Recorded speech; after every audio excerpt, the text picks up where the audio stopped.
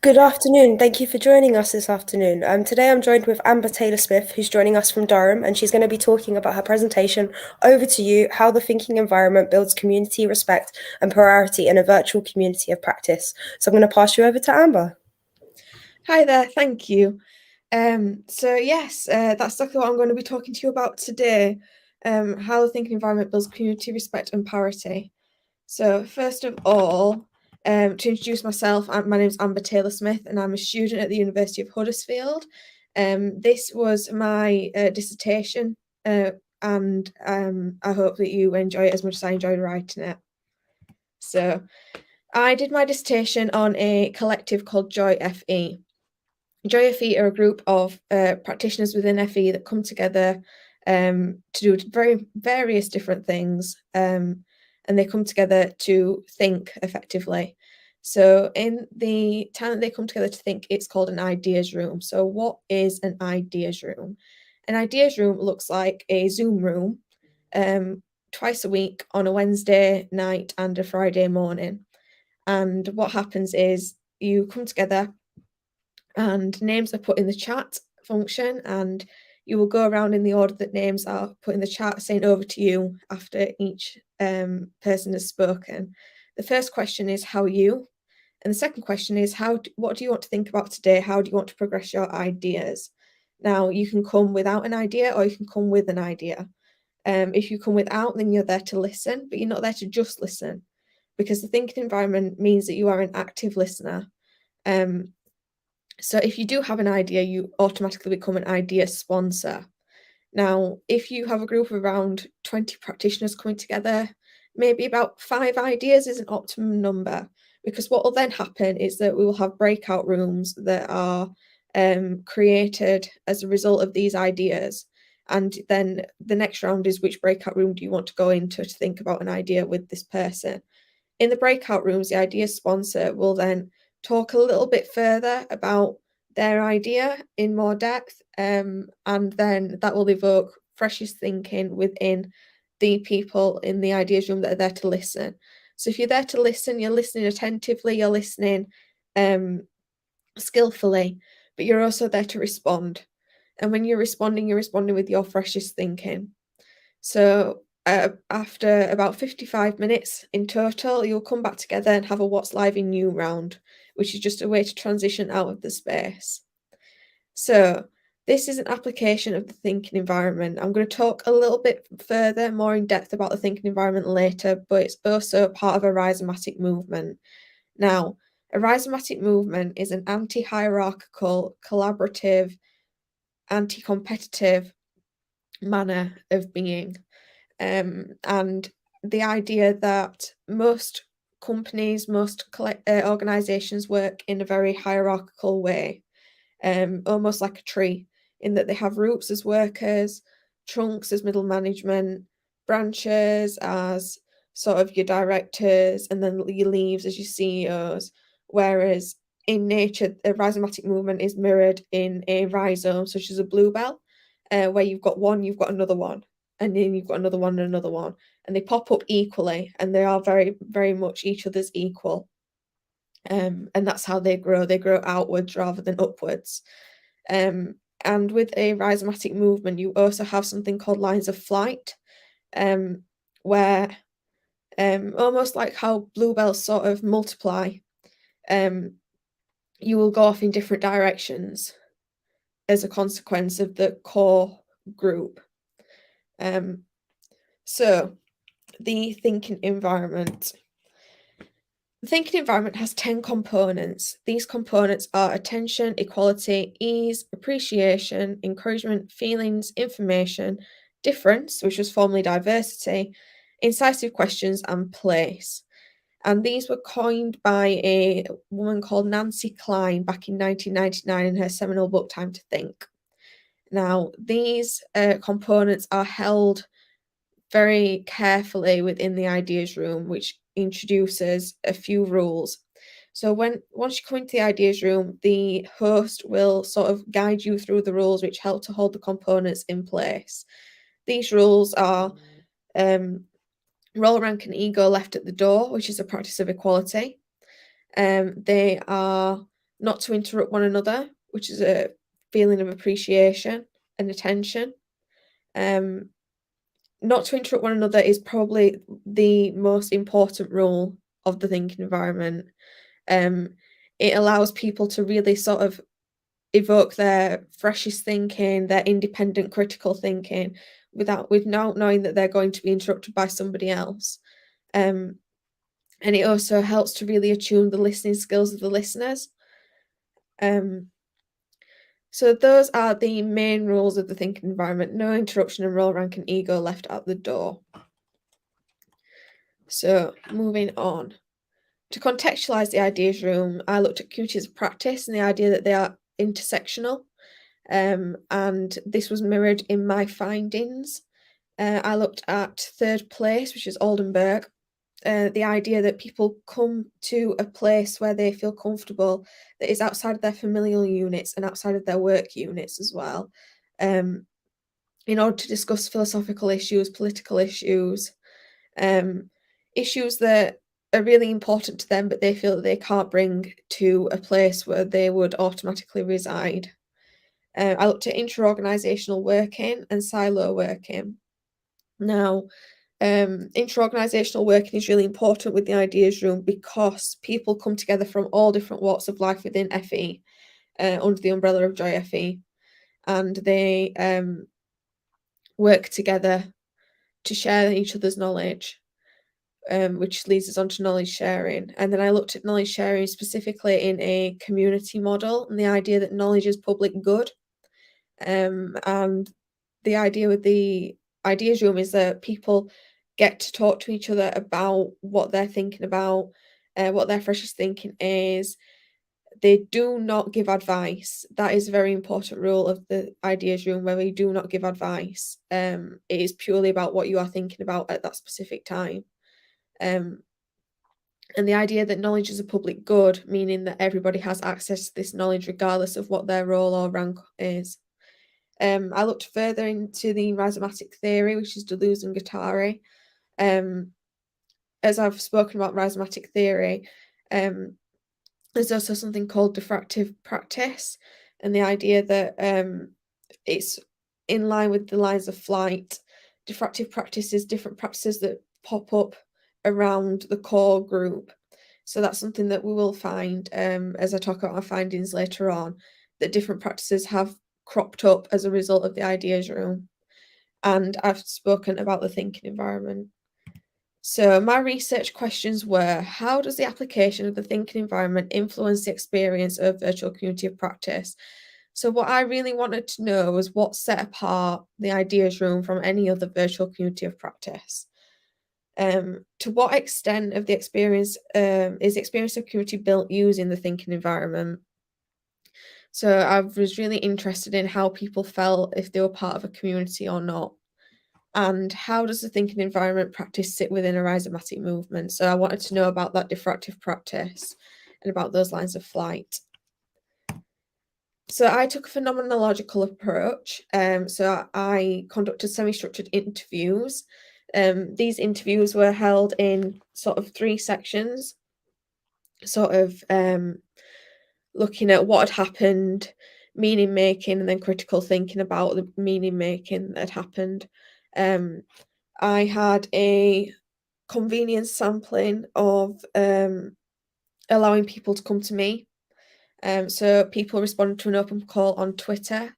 So in the ideas room, you are encouraged to enter your Twitter handle into the chat function before the ideas room begins, as a way of building community within the Twitter sphere and around JFE on Twitter. So I used that community that was already built in order to sort of access my sampling. My ethics were in line with Berra 2018, and I used thematic analysis to analyse my findings.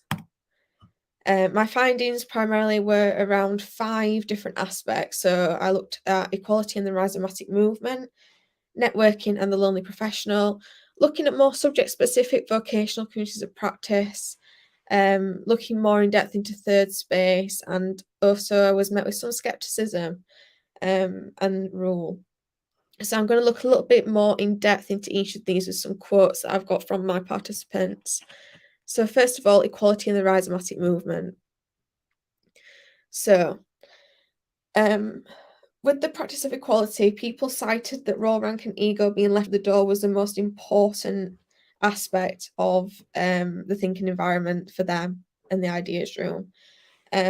I think about half of my participants cited that as the most important thing that kept them to come back each time, to feel that they were equal, to feel that they were being listened to equally.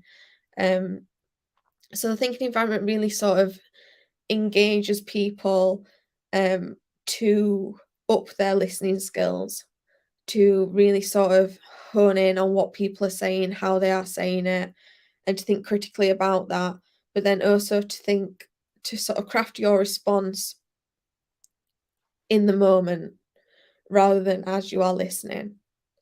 So, but the idea of equality has helped to build the rhizomatic movement. It is the idea that people feel that they are equal within the space that has helped them to either come back or to contribute to the wider movement.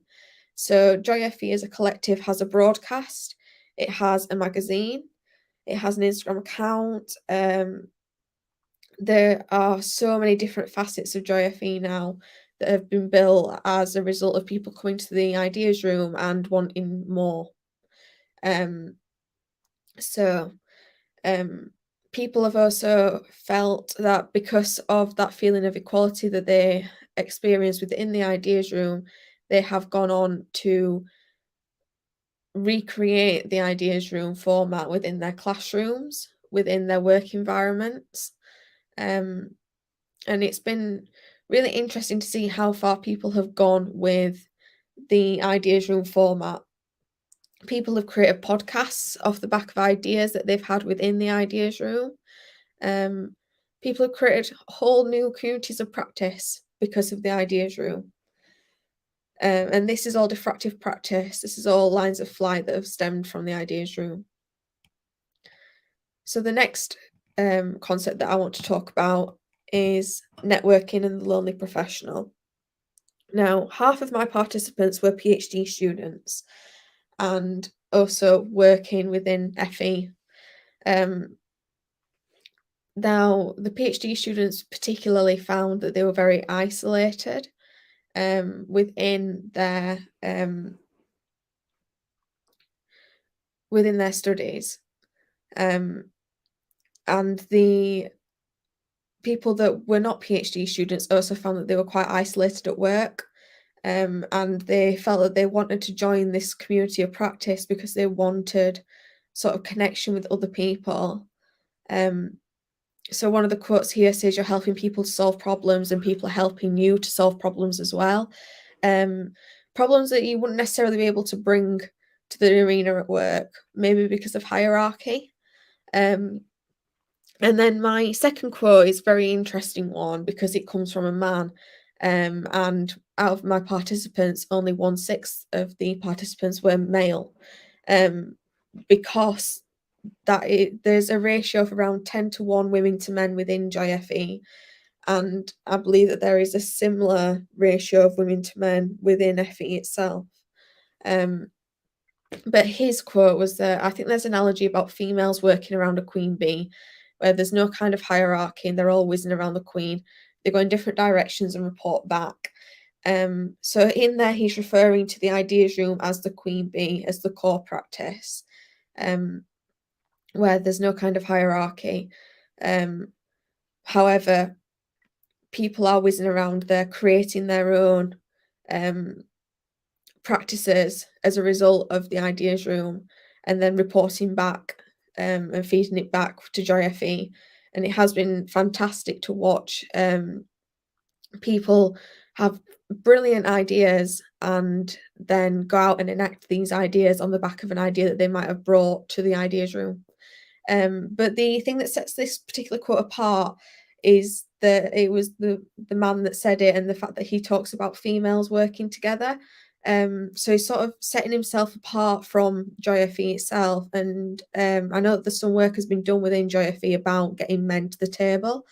and this work has been quite difficult because we have most men that get involved within the ideas room, but they won't take that step further. They won't write for the magazine, they won't listen to the broadcast, they won't offer to curate on Twitter, they won't go into different spheres that create a different level of involvement.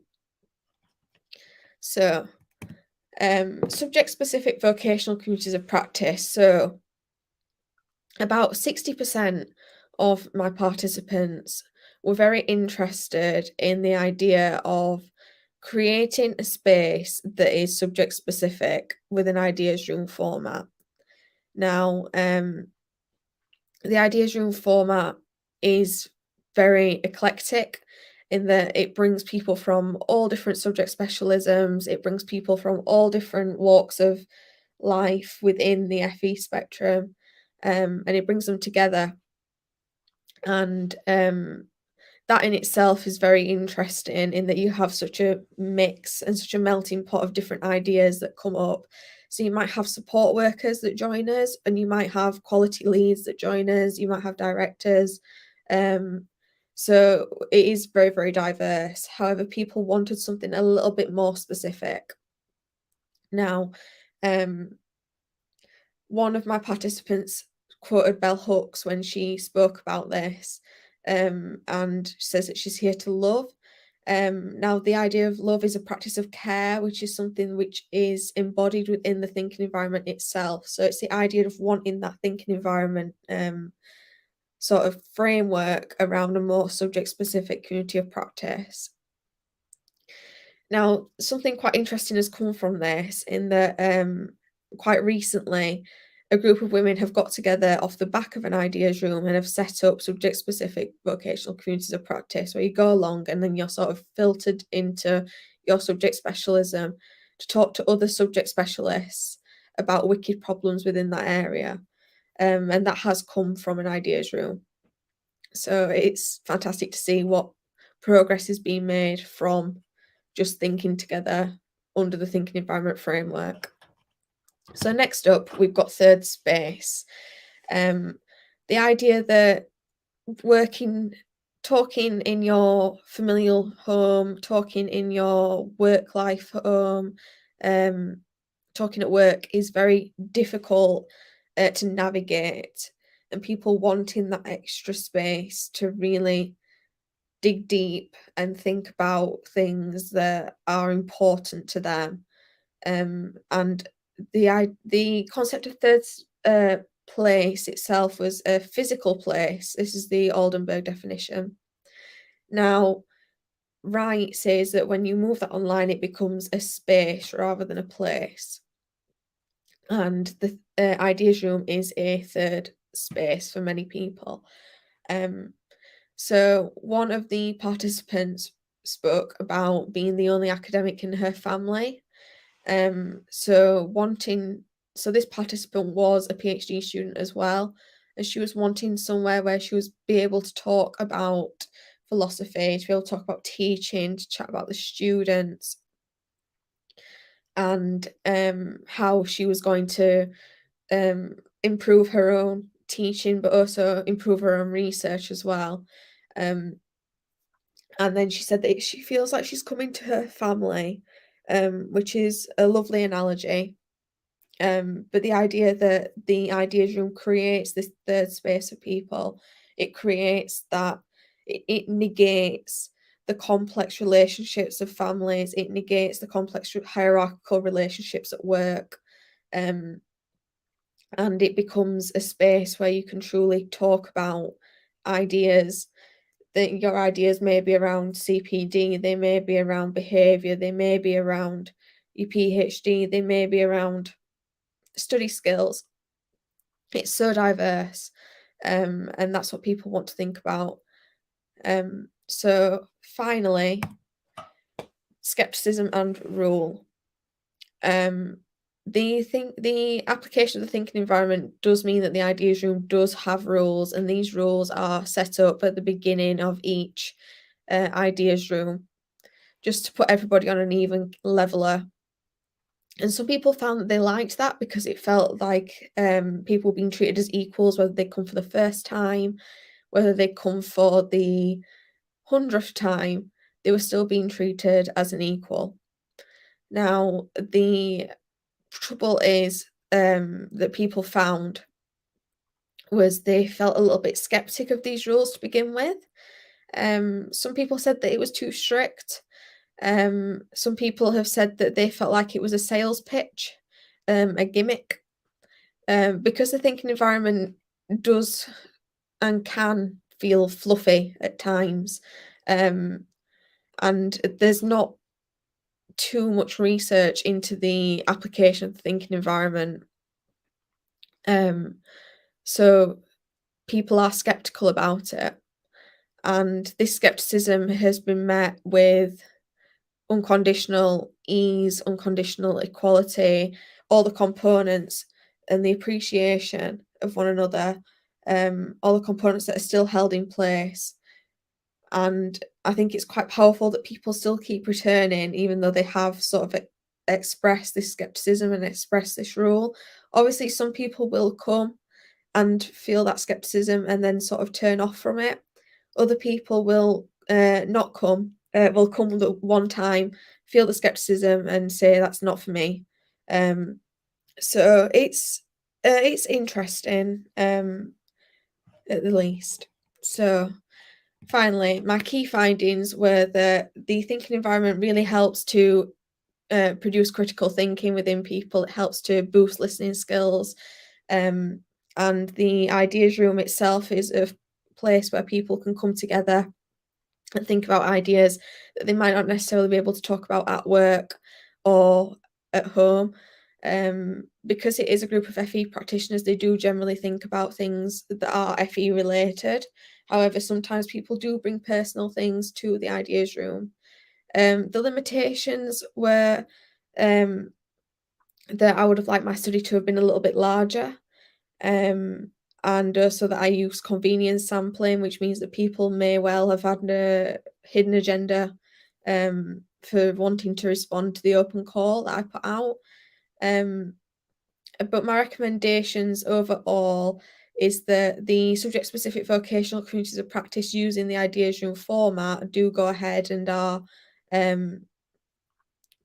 well attended. And that if you are curious still about the ideas room, that you bob along one night. So thank you very much. Any questions? Hi, Amber. That was really interesting. We've got one question, I believe, in the chat so far from Catherine, and she said the thinking environment has been used to great effect in FE. Has it also been used in HE, or my interest at the moment, the community education sector? I do know some community adult community learning specialists that do use the thinking environment within every session that they do. And it has been used to really good effect in these sort of sessions. However, I can't speak for anything wider than her sort of practice itself. She's followed up with another question and said, have any student staff partnership projects emerged from the ideas room? It seems that the flattening of roles might facilitate. It seems like the flattening of roles might facilitate this.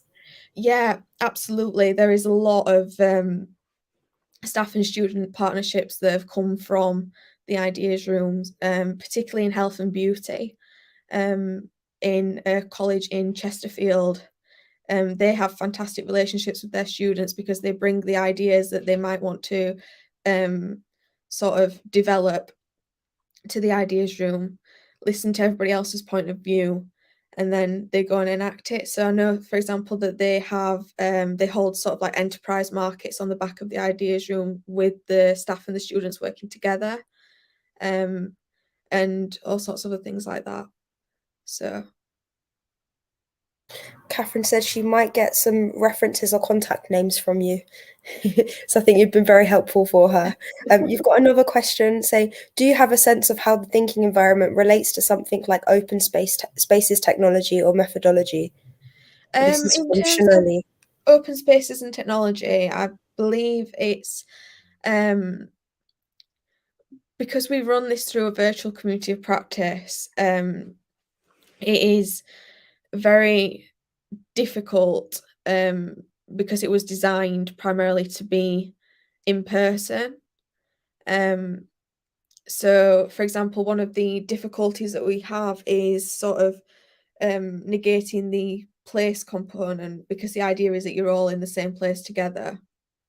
And obviously, with like open spaces technology, you're not.